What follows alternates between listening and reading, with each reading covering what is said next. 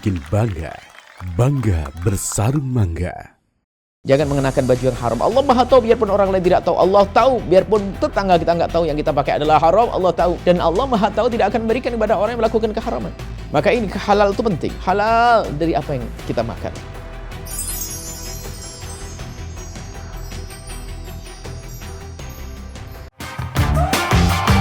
Ini yang bikin bangga, bangga bersarung mangga.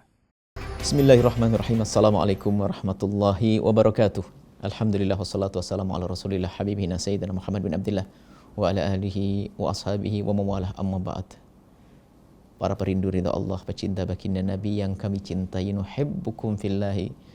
Kami mencintai Anda karena Allah. Semoga Allah menjadikan kita hamba yang saling mencintai karena Allah. Menjauhkan kita dari fitnah, tidak menfitnah, tidak difitnah. Dijauhkan dari prasangka buruk. Baik, pada pertemuan yang lalu kita sudah membahas banyak hal tentang urusan kita dengan Allah, dengan sesama manusia. Hari ini kita akan membahas sesuatu yang sangat pribadi antara kita dengan Allah. Sifat Allah yang maha pemurah, maha kuasa. Sifat kita yang lemah. Mari kita hadapkan kelemahan kita kepada kuasa Allah dengan panjatan doa. Memanjatkan doa adalah ciri penghambaan, ciri hamba. Dan Allah senang jika hambanya memohon. Sehingga kadang di saat Allah mencintai hambanya, diberi dengan karunia agar dia bisa bersyukur.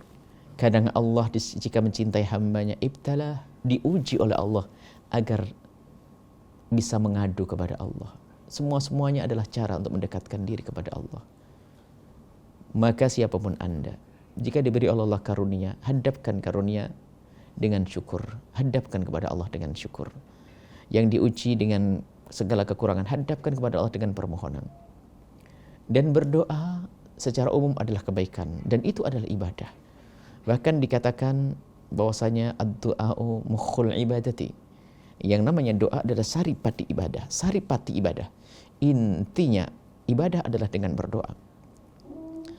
Doa bukan sarana, ini harus kita yakini. Maka adab berdoa yang pertama adalah kita harus menyadari bahasanya doa adalah tujuan, doa adalah ibadah itu sendiri. Jangan sekali-kali beranggapan doa itu adalah sarana perantara untuk kita sampai kepada hajat dan tujuan kita. Selama ini kita kalau memohon seolah-olah doa ini hanya perantara. Sebab saja. Bukan sebagai tujuan, ini salah. Harus kita yakini bahasanya doa kita sendiri adalah ibadah. Mengadu kepada Allah adalah ibadah. Mukhul ibadati. Kalau kita menjadikan doa itu adalah sarana, perantara, ini bermasalah. Jika dikabul doa kita, maka kita akan lupa dengan doa. Maka mari kita sadari bahwa doa ini adalah kewajiban kita seorang hamba untuk mengadu kepada Allah. Doa dan memohon. Maka jangan ragu memohon, semakin banyak kita mohon, semakin senang Allah dengan kita.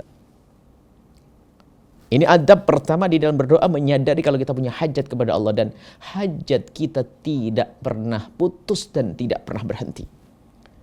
Yang fakir punya hajat agar diberi oleh Allah kecukupan. Lalu diberi Allah kekayaan. Yang sehat, yang sakit minta sehat. Diberi Allah kesehatan. Apakah cukup sampai di sini? Oh tidak. Nikmat kekayaan, nikmat kesehatan. Perlu nikmat lagi dari Allah yang lainnya. Apa itu? Penjagaan. Ayo. Kalau tidak dijaga oleh Allah sakit kembali. Kalau tidak diberi dijaga oleh Allah hartanya akan hilang. Maka kenikmatan yang Allah berikan kepada kita ini mengundang. Ya, kita selalu butuh kepada Allah. Tidak ada batas sampai aku nggak butuh lagi kepada Allah. Maka dengan berdoa ini menampakkan kalau kita tuh punya hajat kepada Allah Subhanahu Wa Taala. Ini yang pertama di dalam berdoa. Kita tampakkan kita punya hajat kepada Allah, tidak ada hentinya. Seorang yang beriman yang kenal Allah, dia merasa punya hajat kepada Allah, tidak ada hentinya. Yang kedua adalah menyadari bahwasanya doa adalah ibadah. Bukan sebagai sarana dan prasarana, tujuan. Kemudian yang ketiga, ada adab-adab zahirnya. Misalnya, upayakanlah kita ini di saat berdoa tidak dengan yang haram. Seorang pada zaman Nabi dikisahkan mengadu kepada Allah, menengadahkan tangannya. Ayamuddu yadahu wa yaqulu ya Rabb, ya Rabb, ya Rabb. Menengadahkan tangannya lalu berkata, ya Allah, ya Allah, ya Allah. Nabi mengatakan, anna yustajabu lidzalik, bagaimana akan dikabul doanya orang tersebut? Kenapa? Kalau berdoanya sudah serius memenuhi syarat-syarat dikabul, dengan menengadahkan tangan menampakkan rasa hajatnya kepada Allah, akan tetapi ternyata malbasuhu makaluhu wa mashrabu, makanan, minuman, pakaiannya adalah haram, bagaimana akan dikabul oleh Allah Subhanahu wa taala? Tidak dikabul. Maka agar dikabul doa kita, maka jaga makanan kita, jaga pakaian kita, jaga minum kita. Jangan minum, makan dan berpakaian apalagi di tempat di dalam sujud kita di tempat yang haram. Ini kita harus berusaha dong. Semampu kita, yang kita berkecimpung, kita berada di kubang keharaman, harus berusaha untuk keluar. Di saat kita keluar sesaat lalu mohon kepada Allah, dikabul, kita akan dientaskan dari kehinaan. Orang banyak doa tapi tidak memikirkan ke halal haram. Bahkan biarpun doanya di depan Ka'bah, berkelantungan di satir Ka'bah sana, memohon kepada Allah, tidak. Kalau dia dengan yang haram, maka dari itu kehalalan itu penting. Jadi adab berdoa, mengadu kepada Allah, memohon kepada Allah. Dan kita kan harus berdandan dong. Kalau kita ingin menghadap kepada seseorang, bagaimana kita berdandan? Berdandan sesuai dengan yang diinginkan orang tersebut, agar kita diberi, kan begitu. Kalau dengan Allah dandan kita, dandanlah dengan dandanannya seorang budak, seorang hamba yang sangat lemah. Jangan nampakkan kesombongan di hadapan Allah. Allah Maha tahu apa di hati kita. Jangan mengenakan baju yang haram. Allah Maha tahu, biarpun orang lain tidak tahu. Allah tahu, biarpun tetangga kita nggak tahu yang kita pakai adalah haram, Allah tahu. Dan Allah Maha tahu tidak akan memberikan kepada orang yang melakukan keharaman. Maka ini halal itu penting. Halal dari apa yang kita makan. Ada orang mungkin bolak-balik umrah, alasannya ingin umrah di Mekah sana, Masya Allah. Ingin doa di Mekah, depan multazam dan sebagainya. Tapi dia tidak peduli untuk umrahnya dengan harta haram yang dimakan, haram yang diminum, haram yang dipakai, haram, biaya berangkat pun haram. Mau kemana? Itu orang tertipu dia. Yang masuk neraka lewat Mekah itu. Bertobat, ayo menyadari kesalahannya.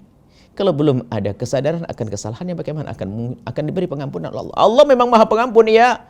Akan tapi di saat seorang hamba minta ampunnya tidak serius, tidak sesungguhnya, Allah tidak akan beri kok. Maka dari itu mari kita semuanya berusaha untuk menjaga makanan kita. Ini adab. Karena apa? Kita ini urusan dengan Allah yang melihat. Kalau kita mencuri barang, tidak ada yang tahu tetangga kita. Apalagi sudah kelas hebat dalam mencurinya, nggak ada yang tahu. Tapi Allah tahu. Sekecil apapun, kita sembunyikan dengan cara apapun, Allah tahu.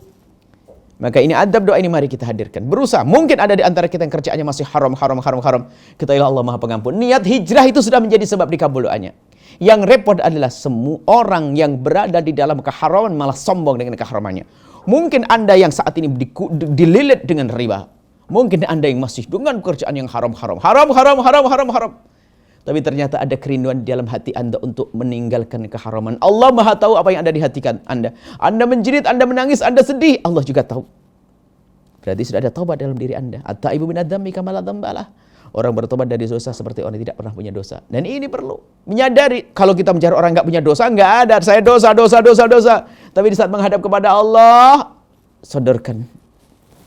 Hadapkan dosa kita kepada Allah. Memohon ampun kepada Allah. Kalau sudah kita mohon ampun, minta maaf, biarpun kita berada dalam kubang, kita minta maaf yang serius, maka baru layak kita dikabul oleh Allah. Sama seperti jika kita dengan orang tua kita melakukan kesalahan. Apakah mungkin kita langsung datang meminta hadiah atau apapun sebelum kita minta maaf?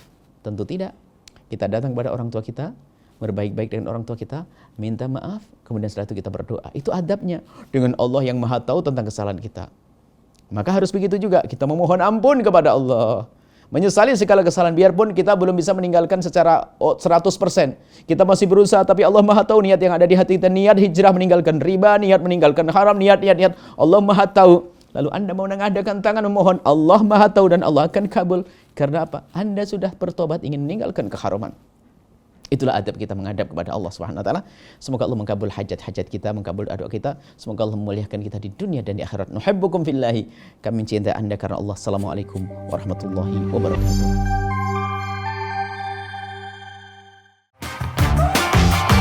Ini yang bikin bangga.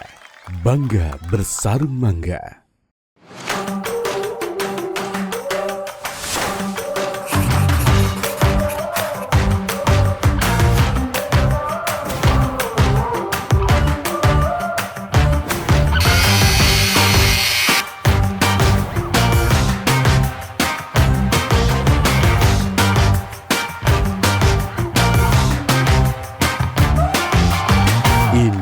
bikin bangga.